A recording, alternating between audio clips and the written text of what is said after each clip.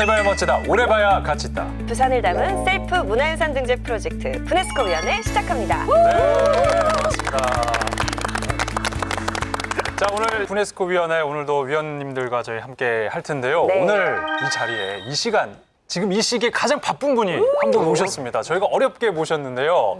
아마 이 야구 좋아하시는 분들은 대번에 그냥 알아차리셨을 것 같습니다. 맞아요. 그렇죠, 박동희 기자님? 아마 그러지 않을까라는 그 생각을 하는데 네. 뭐 저만 그렇게 생각할 수도 있고요. 아닙니다. 예. 저는 야구보다 박동희 기자님을 더 좋아합니다.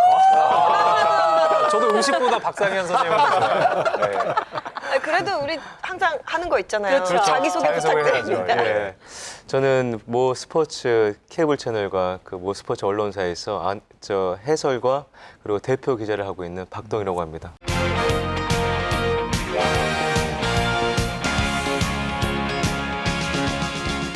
반갑습니다. 네. 옆에 앉아 있는데 목소리가 그냥 라디오 그러니까. DJ 같으세요. 감미롭네요. 지금 다 말씀해 주신 게 작가가 써준 대본이 아니라 그럼 마음에서 우러나오는 안 써줍니다 여기. 그러니까 없어요. 예. 저는 매번 박동희 기자님 기사를 유심히 보게 된 계기가 제가 어릴 때 동네에서 야구하면 난 박동희 할래 할 만큼 롯데 자이언츠 박동희 투수 팬이었거든요. 그래서 이름이 똑같아서 기사를 유심히 봤는데 너무 좋더라고요. 그래서 매번 기사를 챙겨봤는데 오늘 이렇게 봐서 저는 지금 아이돌 보는 것보다 조금 더 설레네요.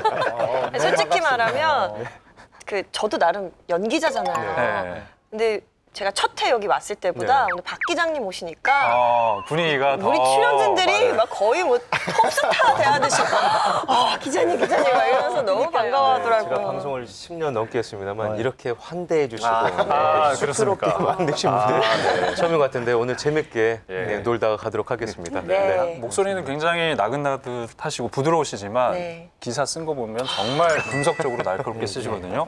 오늘 부네스코 위원회에서도 아주 날카로운 분석 저희가 기대해 보겠습니다. 네, 그럼 오늘의 부네스코 주제부터 만나보시죠. 지금 양 팀 오더 나왔어요? 네, 오다 나왔습니다. 아, 지금 삼성 라이온즈 선발이 누구예요? 김일용, 김일용. 네, 롯데 자이언트는요? 최동원입니다. 최동원.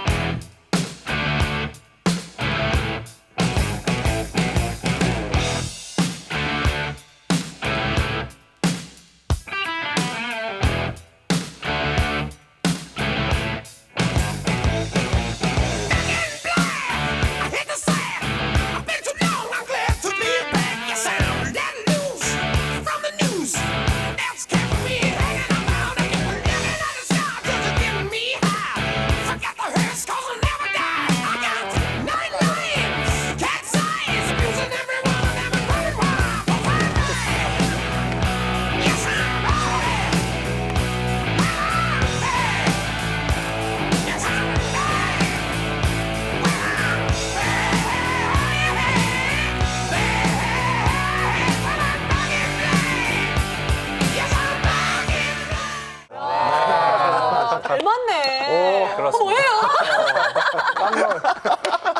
좀 전에 봤던 최동원이 바로 오셨네, 접니다. 오셨어. 왜 이렇게 부끄럽죠?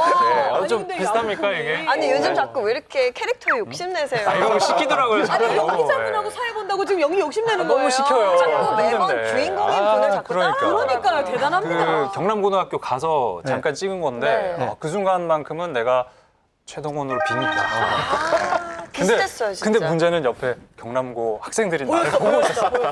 정말 한심한 표정으로 보고 있어가지고 내가 여기서 뭘 하고 있는 거지? 아나운서 되게 힘든질 것 같아요.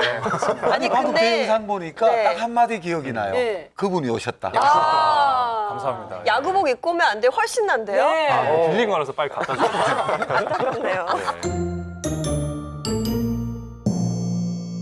화면에서도 보였지만 처음에 이렇게 그 로진백을 한번 송진을 묻히고 그러고 난 다음에 스타킹 한번 딱 당기고 그다음에 모자 한번 딱 해주고 이렇게 타자를 노려다보는 이게 이 마치 최동원 선수의 트레이드 마크처럼 각인돼 있는데 네. 사실 타자들 입장에서는 그런 최동원 선수의 모습을 봄으로써 진짜 긴장될 위축되고. 정도로 위축되고. 네. 번쩍 다리를 들어 올려서 탁 놓는 그 독특한 투구 폼도 네. 최동원 선수를 특별하게 만들었던 것 중 하나인 것 같습니다. 그 제 안에 롯데 자이언츠 그 응원 유니폼이 최동원 선수 백넘버를 달고 있거든요. 아, 아내분 예, 제 유니폼이. 그래서 사실 최동원 선수는 단순한 어떤 그 플레이어 선수가 아니라 그 하나로서 스타일이고 상징인 것 같습니다. 그 물러서지 않음, 네. 도전, 열정, 투혼, 뭐 임전무태의 기상, 그런 거친 승부사의 기질이 오랜 세월을 넘어서도 부산 시민들의 가슴을 뜨겁게 끓게 하는 게 아닌가 그런 생각이 듭니다. 저는 원래 야구를 잘 몰랐었거든요. 잘 모르시잖아요. 주말에 또 야구 막 하면 또 급하게 또 공부하신 거 아니 아니에요? 또? 야구하면 사실 이거 누가 봐 막 이랬었어요. 근데 부산에 오면서 네.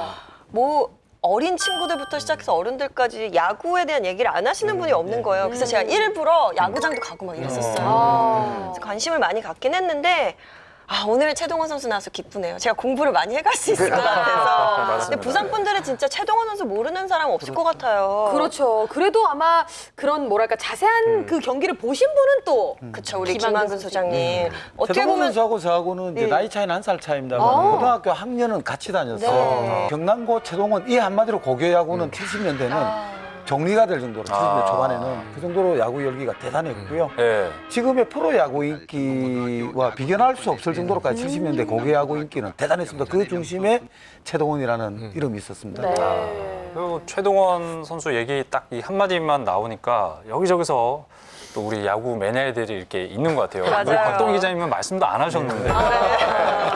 자, 그럼 오늘 이 최동원 선수와 관련된 부네스코 유산 후보 첫 번째 후보가 어떤 게 있을지 화면으로 만나보겠습니다.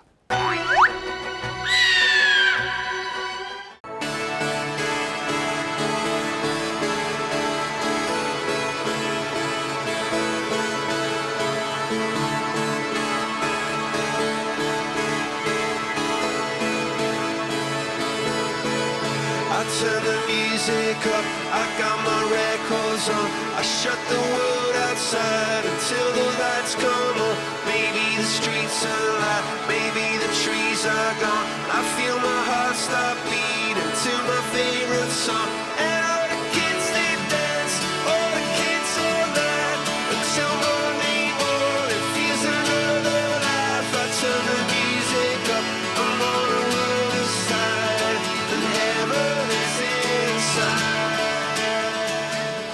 네, 첫 번째 유산 후보 바로 사직 야구장 앞에 있는 최동원 동상입니다. 동상이죠. 제가 시카고에 유나이티드 센터라고 네. 그 마이클 조던 동상 있잖아요. 아. 거기 앞에 갔을 때 네. 전율을 느낀 적이 있거든요. 그렇죠. 근데 그걸 보고 나서 이제 최동원 동상을 봤는데 그 전율의 몇 배를 제가 느꼈습니다. 잘 아니까. 네, 정말 딱 쓰는데 뭔가 확 와닿더라고요. 네. 그리고 서울 야구장에는 그런 동상들이 없지 않나요? 그렇죠, 보통? 그렇죠. 부산만 진짜 유일하게 있는 동상인 것 같아요. 네, 네, 그 정도의 네. 애정이네요. 네. 그렇죠. 어떻게 보면. 저 동상은 네. 이제 2011년 9월 24일 최동원 선수가 돌아가시고 난 뒤에 이제 그 부산의 야구 영웅 최동원을 기리기 위해서 부산 시민들이 이제 성금을 모아서 이제 건립한 동상입니다. 네. 그 한 지역의 선수를 시민들이 이제 그 기억 때문에 성금을 모아서 건립했다는 것이 상당히 중요한데 현재 사직 야구장 들어간 오른쪽에 있습니다. 생전에 최동원 선수의 특유의 어떤 투구 폼, 폼을 네. 그대로 아주 잘 살린 그 동상의 모습이 막 그 손에서 공이 떠나기 직전에 그렇죠. 예. 나가는 이제 참 그 공을 바라보는 타자의 심정이 참 어떨까 하는 생각이 들 정도로까지 드는데 다시 말씀드려서 이제 시민의 성금으로 만들었던 우리 가슴 속에 남아있는 최동원의 동상이 부산에 있다. 기억을 하시면 되겠습니다. 부산 시민을 포함해서 전국의 최동원 선수의 팬들이 뭐 10,000원부터 많게는 수백만 원까지 돈을 모아서 만들었습니다. 그 선수 생활 이후에도 이렇게 뜨거운 사랑을 받는 것에서 볼 수 있듯이 네. 최동원 선수는 롯데 야구의 현재 진행형이죠. 그런 의미에서 이 동상은 그 롯데의 과거, 현재, 미래를 이어주는 롯데의 혼을 상징하는 그런 동상이 아닌가 그런 생각이 듭니다. 네. 많은 분들이 최동원 선수의 전성기 시절을 기억하시겠지만 뭐 전성기 시절이 있기 전에는 분명히 그 어린 시절의 모습 있었을 것 같아요. 어땠나요? 최동원 선수가 처음에 시작했던 게 야구가 아니라 축구였어요. 그래요? 네. 그 학교 선생님이었던 어머니 영향으로 축구를 시작했는데 네. 이제 왠지 모르게 야구가 하고 싶었대요. 그래서 야구로 전향하자마자 워낙 천재적인 이 체육 소질이 있었기 때문에 예. 경남 중학교에 가자마자 이제 눈온밭에 까마귀처럼 돋보이는 존재가 됐는데요. 1974년 경남 고등학교에 진학해서 전국구 스타가 됐거든요. 예. 근데 그 당시에 최동원이라는 이름을 전국적으로 알릴 수 있었던 가장 큰 계기는 바로 보험에 있었습니다. 보험이요? 보험- 어떤? 보험이 뭐냐면 팔보험을 들었는데요. 팔보험. 이제 팔꿈치나 손목이나 네. 어깨에 부상을 당할 시 보상금이 그 당시 돈으로 50만 원, 지금으로 따진다면 거의 수천만 원에 달하는 돈인데 이걸 고등학교 선수가 팔보험을 들었다니 큰 화제가 됐는데요. 이 당시 때만 해도 스포츠 선수가 이렇게 보험을 드는 경우가 없었거든요. 아, 그러니까요. 예, 저는 네. 연예인들 뭐 다리 보험 네. 이런 얘기는 들어봤어도 그 당시에도 이런 보험이 있었어요. 네네. 이렇게 최초로 고등학생이었던 최동원 선수가 이 보험을 들면서 네. 한국의 스포츠 보험이 활성화되기 시작했습니다. 네. 아, 저는 그 보험 설계사가 누군지 해본 적이 없는 거잖아요. 그쵸. 새로운 거지. 그거를 생각하기 쉽지 않았을 것 같아요. 그러니까. 그때 그 보험회사에서 고민을 많이 했다고 합니다. 그랬을 거예요. 예. 왜냐하면 최동원 선수 워낙 많이 던지기 때문에 부상의 위험이 있었고, 그쵸. 네. 그리고 과연 아마추어 선수에게 보상금을 주는 게 맞느냐 고민을 했었는데 이제 이거는 뭐 여담입니다만 예, 이 예. 최동원 선수의 고등학교 때 훈련하는 모습을 본 다음에 보험사 직원이 부상당하지 않겠다. 최소한 우리랑 보험을 맺은 기간에는 안 당하겠다라고 해서 네, 그 정도로 자기 관리를 철저히 했기 때문에 보험을 들어줬다라고 해요. 아, 그 아나운서 중에 자기 관리함이 차 하나를 빼놓을 수가 없어요. 이번에 입보험 한번 드셔야 되겠어요. 제가 설계해드릴게요. 성대도 아니고 입이 뭡니까? 입이. 입이 중요합니다. 입으로 발행하는데. 저는 종신보험도 없앴어요. 힘들어가지고. 예. 근데 그 당시 최동원 선수를 보면 뭐 비단 뭐 팔보험뿐만 아니라 몸 전체를 보험을 들어놔도 아깝지 않을 정도로 그렇죠. 대단했던 뭐 인기를 누렸고 네. 그리고 또 고교 최강의 선수였죠. 그리고 또 이 경남고등학교 2학년 때는 그 당시 최강이었던 경북고등학교를 상대로 해가지고 노이트 노론을 기록했었습니다. 민혜 씨 혹시 노이트 노론이 뭔지 아십니까? 모를 것 같은데. 여자들은 알기 힘들지, 그죠? 영어 잘하시잖아요. 영어를 잘하죠. 노 히트 노런. 해석 좀 해주시죠. 노 히트. 맞아요? 노 런. 맞아요? 치지도 말고 도망가지도 마라. 이렇게 해석하시는 건 아니겠죠? 아무것도 안 했다는 거 아닙니까? 그러니까 치지도 못. 그러니까 최동원 선수가 던지면은 치지도 못하고 뛰지도 못한다? 뛰지도 못한다. 못해요. 뭐 이런 거 아닌가요? 안타를 맞지 않고 그리고 점수도 내주지 않았다는 건데요. 네, 이게 보통 퍼펙트라고 한다면은 본래 또 내주지 않는 완벽한 경기인데 최동원 선수가 대단했던 것은 말씀한 대로 그 당시 최강이었던 경북고를 상대로 노이트 노름도 있습니다만 17이닝 연속 노이트 노름 경기도 했었거든요. 다시 말하면 거의 신적인 존재에 가깝게 네, 엄청난 그러니까 활약을 했죠. 17이닝이면 2경기를 연속으로 그냥 그렇죠, 거의 그렇죠. 노이트 노론. 그러네요. 네. 근데 어떻게 사람인데 어떻게 그럴 수가 있죠? 진짜 신이다, 신. 대단하시네요, 진짜. 아니 그런 기록들은 일반적으로 투수로서는 평생에 한 번 있을까 말까 하는 네. 기록이라 그러잖아요. 이게 더 대단한 게요. 이제 아무래도 고등학생 야구 선수들이 실력이 좀 떨어지잖아요. 네. 그렇죠. 수비력이 떨어지기 때문에 이제 안타를 주지 않을 것도 안타를 줄 수가 있는데 실수를 하니까. 네, 그렇죠. 네. 17이닝 동안 본인이 완벽하게 있는 걸 다 막았다는 얘기예요. 그러네. 야수의 도움을 많이 받지 않고 네. 그런 의미에서는 정말 제가 봤을 때는 고교 시절에 어떤 선수를 특정화하게 된다면 최고의 신화였습니다. 네. 뭐 전국을 들었다 놨다는 천재 신동의 등장이었고 네. 정말 충격적인 전국 무대 데뷔였죠. 사실 그런데 조금 더 생각해 보면 예. 특급 선수들 중에 프로에서 고등학교 때 전국을 씹어먹지 못했던 선수 거의 없습니다. 다 고등학교 때 뭐 전국에 차진데? 그 정도인데 근데 제가 생각하기에 최동원 선수 더 특별했던 것 같습니다. 네. 오늘날 말로 풀면 좀 수액이 있었다. 뭔가 더 특별한 스타성이 있었고 그런 승부사적 기질이 고등학교 때부터 뿜어져 나왔고 사실 잘하는 걸 넘어서는 그런 뭔가의 스타성, 뭔가의 특별함 그것 때문에 최동원을 따라다니는 화려한 수식어들이 이 고교 시절부터 시작된 건 아닌가 그런 생각이 듭니다. 보통 저희가 그런 얘기 하잖아요. 괴물 투수가 등장했다. 뭐 최대역급 투수다. 그런 얘기를 근데 갖고 시작한 고등학교 선수가 예. 프로에 갔으면 예. 훨씬 더 잘했지 않았을까. 프로에서도 엄청난 활약을 했을 것 같은데 어떻습니까? 근데 이제 최동원 선수가 다녔던 그 시절은 이제 프로야구는 없던 시절입니다. 그래서 경남고등학교를 졸업하고 연세대학교를 갔다가 연세대 졸업하고는 이제 그 당시에는 실업구단, 이제 실업 롯데에 이제 입단을 하게 됐죠. 근데 이 실업 롯데에 가서 대단한 게 롯데에서 거의 경기의 60%를 최동원이가 소화했다는 것. 그리고 그다음에 실업 한국 야구 시리즈에서 6경기를 연투를 했다는 겁니다. 아, 그 당시요? 네, 그 당시에요. 그래서 그 누구도 깰 수 없는 화려한 기록을 이제 이미 실업 구단에서부터 가지고 있습니다. 그러다가 예. 이제 82년에 프로야구가 출범하게 되고 거기서 이제 롯데에 입단을 하게 됩니다. 근데 아직도 지금 명경기로 남아 있는 모두가 기억하는 그 경기가 하나 있습니다. 그게 최동원으로 인해서 이루어진 경고 혹시 아십니까? 알죠. 네. 저 생생히 기억합니다. 제가 그때 2살 때였거든요. 근데 기억을 한다고요? 그 장면이 있어요. 제 아버지가 보시는 그 장면을 제가 아직도 기억하고 있습니다. 고기 먹으면서요? 네, 그러니까요. 84년 한국 시리즈 제7차전 경기였죠. 그렇죠. 아마 쌤이 제일 잘 아실 것 같은데 네. 그 경기 기록은.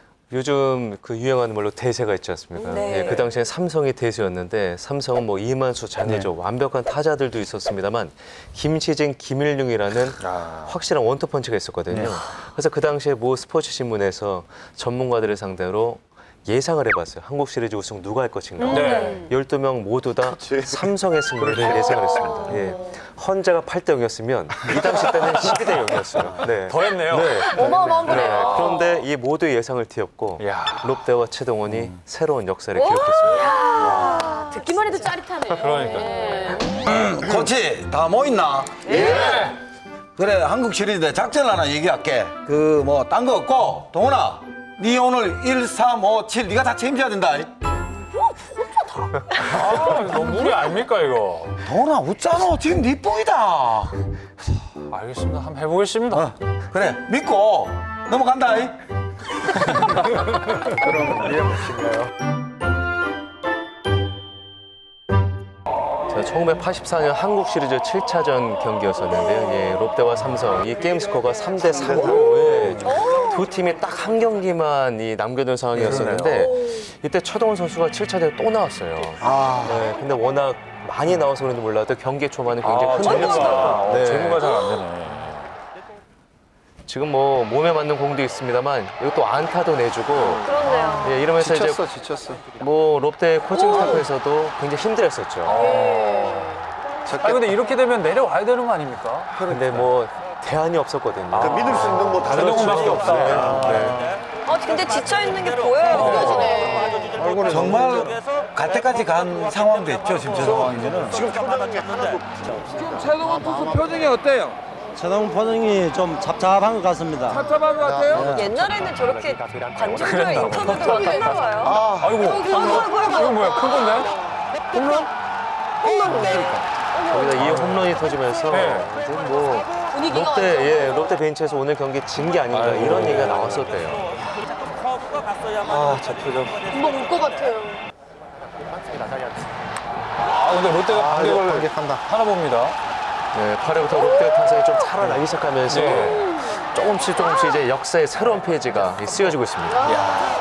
우두야 진짜 드라마가 되려니까 그래, 모든 이거. 게 드라마처럼. 제가 2살 때 본 저 장면 저거. 아직도 그 기억나. 삼성 감독의 표정이 네. 좀 최동원 선수도 살아난 것 같아요. 네. 자, 이 장면이 최고의 백미였던 장면인데요. 체크 스윙. 돌았어. 배트 돌았죠. 이렇게 해서 우승을 하는군요, 자이언츠가. 저는 저 장면이 나오면서 지금의 프로야구의 인기가 시작됐다고 그렇죠. 보는데 네. 저 장면이 없었다면 아마 그러지 못했을 거예요. 인터뷰. 최동원 투수 지금 제일 하고 싶은 말이 뭐예요? 아이고, 자고 싶어요. 하고 싶어요? 얼마나 피곤했으면. 너무 슬픈 이야기야, 저 얘기는 진짜. 마지막에 그 아니 한마디. 저는 방금 저 장면 극과 극을 봤어요. 그 타자에게 쏴붙이는 눈빛, 너는 나를 이길 수 없다. 난 너를 잡아먹겠다는 건데 마이크를 대니까 자고 싶어요. 그러니까. 그 막 무너져 내린 그 피로가 끔습이 올 때 그 표정을 보는 너무 극과 극을 본. 아마 근데 아까 그 표정에서 보였던 게 최동원 선수가 마운드에서 저렇게 피곤한 모습을 보인 건 저 아마 처음 봤어요. 세계 처음, 예. 처음이자 마지막이에요. 아마 저 KBS의 또 다른 영상이 있을 텐데요. 네. 이제 축승회라고 하죠. 경기가 끝난 다음에 네, 네. 맥주나 샴페인 네, 섞일 네, 때 그때 최동원 선수가 코피를 흘렸어요. 맞아. 얼마나 피곤했으면. 네, 그래서 다들 영상 기억나시겠습니다만 코피를 막으려고 이 휴지를 코 안에 집어넣고 있었는데 그 정도로 피곤해서 본인도 이제 축승회 끝나 바로 가지만 잠을 잤다고 하거든요. 근데 본인이 마운드에 어떻게 서 있었는지 기억조차 안 났다 이런 얘기를 했습니다. 네. 실력도 정신력. 대단하지만 네. 진짜 정신력이 대단하네요. 내가 이 팀을 위해서 진짜 열심히 싸우겠다는 그러니까요. 그 일념 하나로 정말로. 버텼다는 게 더 대단한 것 같아요. 어떻게 보면 좀 안쓰럽기도 한 그런 장면인 것 같아요. 그럼 우리가 살면서 뭔가에 그렇게 몰입을 해서 정말 자신을 불태운 다음에 코피를 흘려본 적이 있을까? 그렇죠. 뭐 다른 식으로는 몇 번 흘려봤죠. 저렇게까지 코피를 흘려본 적은. 저는 개인적으로 이제 84년 롯데의 우승이 두 가지 점에서 굉장히 매력적이고 특별하다고 생각하거든요. 첫 번째는 이 언더독이라고 하죠. 언더독의 카리스마, 약자의 승리.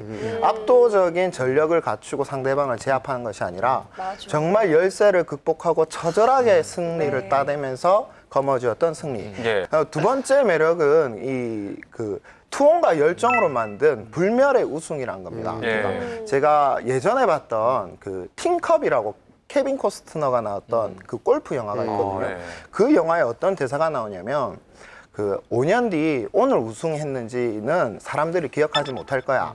하지만 당신의 마지막 투혼이 실린 그 플레이만큼은 영원히 기억이 남을 거야 라는 대사가 있습니다. 네. 그 최동원 선수의 플레이는 사실 그 우승을 하지 못했더라도 불멸로 남았을 겁니다. 그렇죠. 하지만 야구 팬들이라고 한다면 84년 최동원의 4승, 롯데의 우승을 모를 리는 없을 겁니다. 말 그대로 불멸의 우승이었던 게 아닌가라는 생각이 듭니다. 혹시 야구 전문가세요?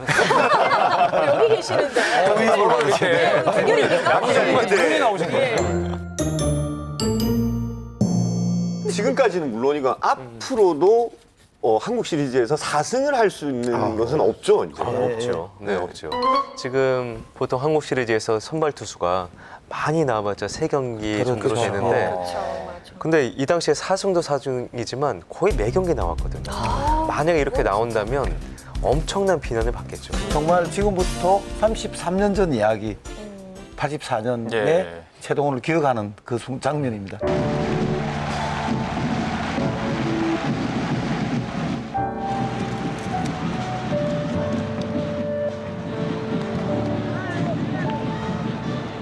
첫째 기쁘고요. 그러고 우승하게끔 물론 전부 다 노력을 해가지고 라인들의 힘이 컸고 그러고 감독님 코치님의 어떤 작전이 유효하게 맞더라도 저는 생각합니다. 그래서 저는 기쁠 따름입니다.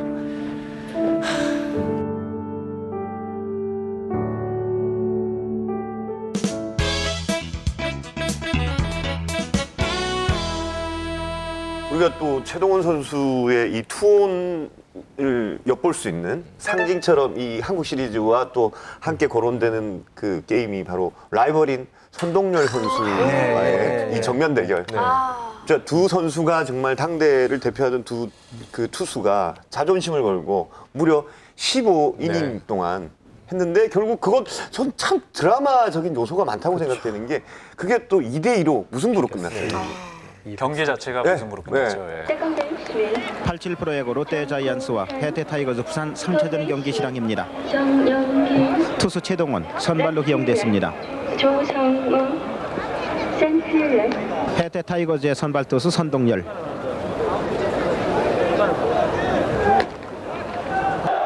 제5구 공격 찍었습니다. 안타 됩니다. 제5구 맞습니다. 제5구. 그때 선두주자 호민 한 점을 선취했습니다. 8번 타자 지금 똑같았던 볼 2루수 어디로 그러나 선두주자 호민 볼 빠졌습니다. 볼 빠졌습니다. 주자 원세이 2대0 2점 앞서고 있습니다. 2점 뒤지고 있는 해태 타이거즈의 3회 초 공격 진행됩니다. 롯데 자이언츠 선발 투수 최동원입니다.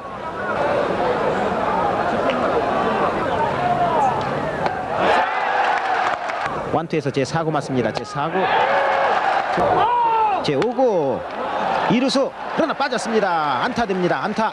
원나싱에서 제2구 그대로 가운데로 쭉 봤습니다. 안타 됩니다. 그때 홈으로 볼 이어집니다. 그러나 던지지 못했습니다. 홈인 됐습니다. 홈인.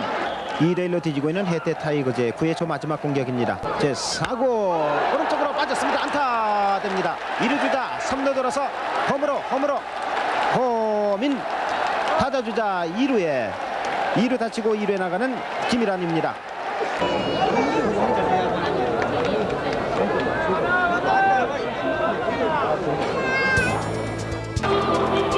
롯데 자이언츠 연장 15회 말 마지막 공격입니다. 2번 타자 우경아 제 4구 스트라이크 아웃. 경기 끝났습니다. 이게 또 그 퍼펙트 게임이라는 영화로까지 만들어진 경기인데 그 경기에 대해서도 조금 설명을 좀 해주시죠. 그 뭐든지 이 스포츠도 마찬가지고 우리 사회도 마찬가지입니다만 라이벌이 있다는 거는 이야깃거리가 존재하잖아요. 네. 한국 프로스포츠 사상 최고의 라이벌이 바로 선동열 최동원이었던 것 같은데 아까 말씀하신 이 사직구장에서 15회 동안 두 투수가 맞서 싸웠잖아요. 근데 나중에 두 분한테 들어보니까 상대가 빨리 마운드에서 내려갔으면 했대요. 좀 끝내줬으면. 거죠. 그렇죠. 힘든 거죠. 이제 최동원 감독은 빨리 선동열 먼저 내려가 줬으면 선동열 감독도 최동원이 빨리 내려가 줬으면 내가 먼저 포기할 수 없고 양쪽 감독들은 먼저 내려가라고 하는데도 자존심 때문에 못 내려간 거죠. 근데 이게 선수 생명에 위협을 받을 수 있잖아요. 그런데도 상대를 꼭 이기고 싶다는 감정을 넘어서 내가 꼭 최고의 힘을 증명해보고 싶다. 이래서 끝까지 15회까지 버텼는데요. 프로야구 역대 이런 라이벌이 없었죠. 네, 존재하지 못했죠. 근데 그 당시에 이 라이벌이 또 재밌는 것이 이 서로 구단이 다른 걸 떠나서 지역을 떠나서 두 회사가 제과 회사가 되어 있었어요. 롯데와 해태라는 경기의 그 결과에 따라 다음 날 매출이 달라졌거든요. 과자 매출이. 진짜요? 네, 그랬어요 그 당시에. 그게 또 웃기게 또 그런 상황까지도 또 돼 있는 거죠. 이거 말씀하시니까 이제 생각나는 게 있는데요. 롯데 선수들이 광주 구장에 가면 비난을 많이 받았어요. 그때까지는 지역 감정이 좀 남아있었어요. 그랬죠. 그럴 수 있겠네요. 해태 선수들이 사직와도 마찬가지였었는데 유일하게 비난받지 않고 경기에 몰두했던 사람이 이 두 사람이었습니다. 선동열이 사직에 오면은 아무리 비난하지 않았어요. 그냥 경기에 집중해야 되니까. 그리고 마찬가지로 최동원이 광주에 가면 또 비난하지 않았어요. 경기에 집중할 수 있는 최고의 슈퍼스타입니다. 매너는 지켜준 거군요. 그 정도네. 그래서 지역을 건너뛴 극복한 두 사내들이었습니다. 근데 비난할 시간이 어디 있어요? 지금 최동원 선수한테 지금 던지는 거 봐야 되는데. 그치, 맞네. 아니 근데 재밌는 게 그렇죠. 요즘은 어떤 면에서 보면은 그 경기의 흐름에 가장 주화되는 사람 비난하거나 야유하거나 이래서 오히려 길을 죽이려고 하는데 굉장히 참 선의의 어떤 경쟁의 어떤 표상처럼 보이네요. 방금 말씀하신 게. 사직구장 아재들 그래도 낭만이 있었네요. 그 아까 퍼펙트 게임이 5시간 동안 진행이 된 거잖아요. 근데 제가 아까 그 영상을 찍으면서 최동원 그 선수의 투구 폼을 따라해 봤는데 이게 그냥 뭐 한 20-30분 찍는 거였는데도 다리 쥐간하려고 하고 막 그런데 알기로는 공을 몇백 개 던졌죠. 그렇죠, 그날. 그렇죠. 네. 그게 가능했을까? 얼마나 몸이 정말 강철 같기에 그런 투구를 했을까? 모든 스포츠가 마찬가지겠습니다. 폼이 가장 중요하거든요. 뭐 아나운서도 발음이 가장 중요하듯이 발음이 잘못되면 사람들이 못 듣잖아요. 폼이 정확해야지만 오래 투구할 수가 있는데 최동원 선수의 폼은 엄밀하게 얘기하면 좋은 폼은 아니에요. 굉장히 신체에 부담을 줄 수 있는 폼인데 이게 본인이 개척하고 본인의 특화된 폼이기 때문에 던질 수 있었던 건데요. 이제 일반인 같은 경우 이 폼으로 정말 20개도 못 던져요. 온몸을 비비고 꽈야 되거든요. 그래서 퍼펙트 게임을 찍을 때 최동원 선수로 분해했던 이 배우 조승우 씨에게 최동원 선수가 조언해 줬던 거는 굳이 내 폼을 100% 따라하려고 하지 마라. 당신이 배우기 때문에 다칠 수 있다. 이 정도까지 주문해 줬는데 그런 제작진은 저한테 똑같이 하라고 그래요. 한 번 했잖아. 흡사를 그냥 시키는데 그냥 똑같이 많이 했겠지. 그것도 정성기 폼을 딱 주면서 다리를 막 하늘까지 올리라고 어깨 나가는 줄 알았거든요, 저. 그만큼 그런 포즈가 어렵고 힘든데. 그러니까요. 그럼 오랜 시간 동안 하려면 진짜 힘들었겠어요. 우리도 많이 갔을 것 같아요. 어깨나 팔 같은데. 한 시즌에 200이닝을 뭐 던졌대 이런 얘기도 있던데. 그렇죠. 한 시즌에 200이닝이 어마어마한 숫자인 게 지금이 144경기로 프로야구가 치러지고 있는데 이 144경기 체제에서도 200이닝을 넘는 선수가 아예 없거나 한두 명이에요. 200이닝은 최고 강견의 상징인데 최동원 선수는 계속 5년 연속 200이닝을 던질 정도로 많은 공을 던졌는데요. 특히나 그땐 경기 수도 굉장히 작았어요. 적었기 때문에 또 선발하면 요즘은 4일을 쉬고 등판을 다시 하는데 네. 이때는 오늘 선발로 나가고 하루 쉬고 다시 구원으로 2회부터 나오고 계속 들쭉날쭉 나왔는데 네. 그 당시에는 이런 최동을 보고 사람들은 강경과 무쇠팔, 철환이라고 불렸습니다만 그럴만하네요, 진짜. 네, 지금 놓고 보면 철환이 아니었던 거죠. 이미 그의 어깨는 부식이 돼 있었고 네, 톱니 바퀴가 끊어지고 있었던 거죠. 네. 그러면서도 내 후배 선수들만은 양적으로 많이 안 가셨으면 좋겠다. 많이 하면 많이 할 만큼 몸이 닳아가지고 선수 생명이 짧아질 수밖에 없는데 내가 혹시 가르친다 그러면 이 선수들만은 가늘게라도 길게 했으면 좋겠다라는 그런 바람이 있어요. 그러면 이제 동상에 무쇠팔이라고 적힌 것도 그런 이유였을 것 같은데 그럼 진짜 어깨 부상이 엄청 심했을 것 같아요. 심했죠. 그 많은 이닝을 던지게 됐고 또 강속구 투수였잖아요. 그렇죠. 네, 네, 공도 빠르게 던져야 됐고 그렇죠. 투구폼도 굉장히 다이나믹했기 때문에 늘 부상 위험을 안고 있었는데 그 부상을 그나마 계속 더디게 했었던 건 철저한 자기 관리였었는데요. 최동원 선수는 쇼핑을 할 줄 몰랐어요. 네, 늘 추리링 그 대표적 스타가 최동원 선수 살던 집 주변에 살았던 분들 얘기 들어보면요. 네. 최동하면 기억나는 게 추리링 바지래요. 네. 늘 그 트레이닝복 네. 같은 옷만 입고 네. 다니셨다는 거네요. 아니면은 뭐 위에까지 다 추리닝 입고 다니는데 대스타가 야구장에서는 대스타가 그쵸. 밖에서 너무 후줄근하게 다니니까 네. 이걸 보다 못한 이 최현식 씨, 이 최동원 씨의 아버지가 네. 같은 팀 동료였던 김용희 씨한테 부탁을 했대요. 제발 우리 아들 좀 데리고 나서 옷 좀 사입혀 달라고. 네. 그래서 억지로 최동원 선수를 데리고 김용희 선수가 네. 이 청바지를 사입혔대요. 아. 근데 그 자리에서 입는데 그 다음날 또 보면 또 추리닝 바지. 불편하니까 네. 평소에 안 입던 거. 오직 야구에만 올인했기 진짜. 때문에 이 어깨를 계속 손상시키지 어느 정도 계속 끌고 갈 수 있었던 거죠. 아니 근데 좀 궁금한 게 하나 있는데 그 허재 선수 있잖아요. 네, 네. 뱀을 농구에. 먹어서 음. 자기 관리를 했다 그러는데 네네. 최동원 선수도 뭐 그렇게 보양식도 좀 먹었습니까? 제가 들어봤을 때는 네. 거의 탄수화물의 사나이였어요. 네. 탄수화물요? 밥으로 견뎌냈던 거죠. 와, 네. 밥심으로? 네. 밥심으로 견뎌내서 뭐 특별히 뭘 챙겨 먹을까 그런 건 그런 없다. 스타일도 아니고. 그리고 비유가 그렇게 강했던 것도 아니었었는데 그걸 계속 운동과 그리고 이제 삼시세끼 먹는 거 그런 식으로 했죠. 그냥 규칙적인 네. 식사. 그렇죠, 그렇죠. 네. 사실 선동열 선수는 뭘 이렇게 많이 먹은 많이 걸로 먹었죠. 이렇게 나오지 않습니까? 또 이제 술도 좋아하셨던 분으로 유명하잖아요. 예, 성 감독은 예. 술 먹고 그 다음날 완봉한 것도 한 걸로 유명한데 최동원 그래요? 선수는 정 반대였었죠. 아, 네. 그럼 최동원 선수는 그 음주량도 별로 많지. 술을 거의 아예 안 마셨고요. 저 네. 규칙적인 생활에 모범의 그런 스타일이네요. 저랑 많이 다르네요. 네. 닮았다고요. 예예예. 닮고 싶은 거 아닙니까? 최동원 선수가 한국 이 야구사에 주는 세 가지 교훈이 있는데 첫 번째는 네. 한국에서 최초로 우리 지금 에이전트가 유행하잖아요. 네. 네, 네. 에이전트 개념을 들어왔어요. 이때 에이전트 바로 아버지 최현식 예, 씨였는데 예. 최현식 씨가 일본에서 구해온 야구 서적과 또 일본 방송이 부산 지역에서 단파라도로 잡히니까, 잡혔대요. 예. 네. 그걸 들으면서 개인적으로 공부를 해서 연봉 협상 때도 본인이 나섰지만 야구 코칭도 아버지가 가르쳐주고 대단하시다. 그러니까 이 당시 때 한국 야구에는 없던 새로운 코칭법이나 트레이너법을 일본에서 배워와서 예. 아들에게 가르쳐줬던 야. 거죠. 그래서 어깨를 계속 보호할 수 있었고 네. 말씀하신 대로 수비법도 마찬가지죠. 폼이 크기 때문에 네. 날아오는 공을 막을 수가 없을 것 같은데 네. 이것도 본인이 그때 일찍 캐치한 거죠. 투수는 공을 던지는 보직인과 동시에 수비수다. 네. 그래서 그것도 강화를 했었고 세 번째가 뭐였었냐면요. 한국에서 최초로 투구수 개념을 생각했던 사람이에요. 내가 던질 수 있는 한계 투수가 몇 개인지. 하지만 이게 본인은 알지만 또 못했죠. 네, 사정상. 예. 그리고 이제 팬들을 너무 많이 의식을 했다고 봐요, 저는. 본인이 팬들을 의식했기 때문에 네. 마운드에서 내려와도 되는데 버텨냈죠. 네. 그리고 이 금태 안경도 안경을 몇 번 바꾸라고 그랬어요. 왜냐면 강성 이미지로 보인다. 근데 돌아가실 때까지 금태 안경 꼈던 거는 팬들이 본인의 금태 안경을 좋아한다. 그 이유였었거든요. 네.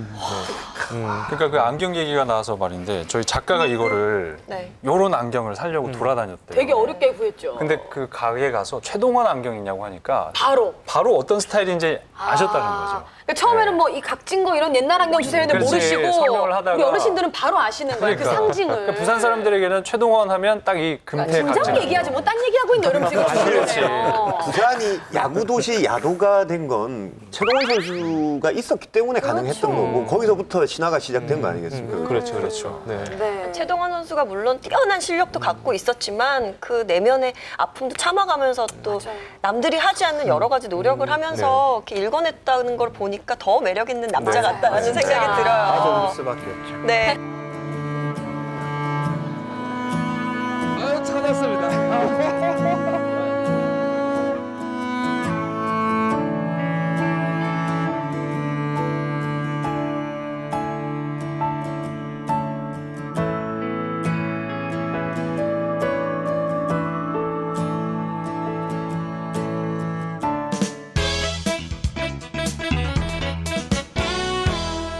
우리 박 기자님이 또 재미난 퀴즈를 준비해 오셨다고요. 네. 그와 관련된. 저 이거를 야구 고수들만 맞출 수 있는 퀴즈. 왠지 욕심이 생기는데요. 계시니까 네. 맞출 수 있을 것 같아요. 제가 이내 씨한테 몰래 귀뜸을 드렸었는데요. 네. 자, 문제를 한번 내보겠습니다. 우리나라 최초의 이 메이저리그 입단 선수가 누군지 아십니까? 메이저리그 최초로 입단한 선수, 계약서를 쓴 선수. 박찬호 선수 아닙니까? 그 정도는 뭐. 예. 코리안 특급. 예. 네, 굉장히 같은 생각이 저도 그렇게 생각하고 있어요.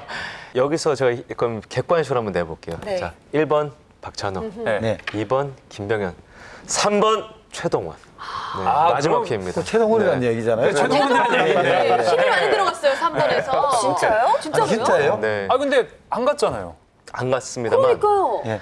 메이저리그 구단과 최초로 입단 계약서를 쓴 선수가 최동원 선수고요. 네, 그리고 그 계약이 예. 우리 스플릿 계약이라는 게 스플릿 계약은 예, 뭐냐면 메이저리그에 진출했을 때의 계약과 마이너리그에 머물 때의 계약 조건이 다른 건데 최동원 선수의 계약은 메이저리그 계약이었어요. 우와. 예, 메이저리그에 계속 잔류한다는 조건 하에 장기 계약을 맺은 바가 있었는데 그 전까지만 해도 스플릿 계약이다, 아니다 메이저리그 계약이다. 서랑 선례가 예, 있었는데. 계약서 자체가 존재하지 없으니까. 않는다. 예, 네. 심지어는 이제 예전 롯데 일부 분들은 최동원이 몸값을 올리기 위해서 없는 계약서를 쓰는 언론 플레이했다고 했는데 제가 직접 확인해 본 바로는 메이저리그 계약서가 맞았어요. 어느 팀입니까? 그게 바로 토론토 블루제이스입니다. 네.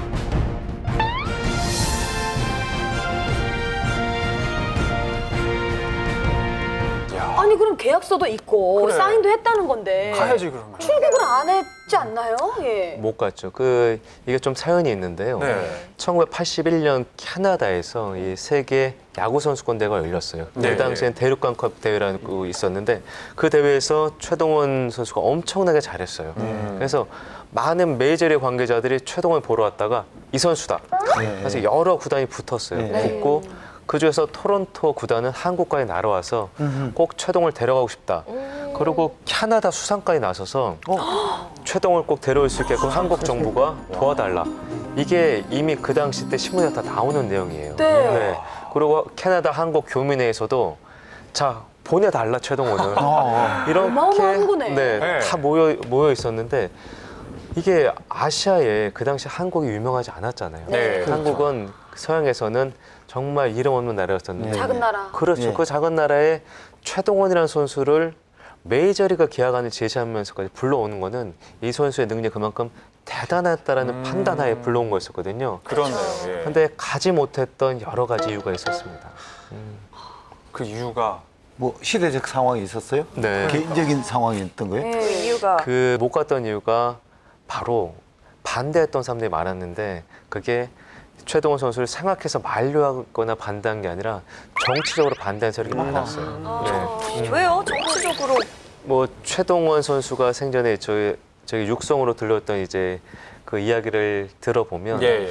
첫 번째는 그 당시 때 이제 한국 프로야구가 이제 태동을 했잖아요. 태동을 하는데 정권 차원에서 프로야구를 만들었잖아요. 예. 스타가 그렇죠. 필요한데 예. 최동원이 빠진 프로야구는 재미가 없죠. 사람들이 좀 인기를 네. 떨어지게 느낄까 봐. 그렇죠. 너무했다. 네. 그런데 이제 차범근의 경우처럼 좀 정부에 도와줘서 군 문제. 또 백인천이라 예전 선수는 일본 갔잖아요. 예. 일본 프로야구 넘어갈 때 어떻게 넘어갔냐면요. 그 주 도쿄 대사관, 예, 이 주일 대사관에 무관으로 근무하는 식으로 군복무를 하는 척하면서 일반에서 뛰게 해줬어요. 네. 그런 식으로 이제 여러 가지 좀 병역에 대해서 조금 배려를 해줘야 해줬는데. 되는데 전혀 해주지 않았죠. 아이고, 그냥 병역 문제를 풀리지 못하니까 캐나다에 갈 수 없었던 거예요. 네. 어떻게 너무 네. 안타깝다. 그리고 이제 두 번째 같은 경우는 최동원 선수가 가고 싶어도 못 갔던 결정적인 이유는 네. 사실 롯데에서 좀 남고 싶기도 했어요. 본인이. 예, 저는 늘 최동원 하면 떠오르는 게 이분은 지나칠 만큼 부산에 대한 애정이 강했던 사람이에요. 왜 늘 그런 얘기를 했었는데 그냥 입에 발린 소리가 아니라 그냥 부산을 너무 좋아했어요. 네, 그리고 어머니가 있고 아버지가 있는 이 부산. 그래서 저는 뭐 외부적인 요인도 있겠습니다만 예. 그 가운데 49%의 이유는 부산에서 뛰고 싶었기 때문에 고향집에서. 내 고향에서. 네. 근데 토론토가 1981년도에 뭐 계약 얘기가 왔는데 토론토는요 지금까지도 그 계약이 유효하다고 주장을 해요. 네.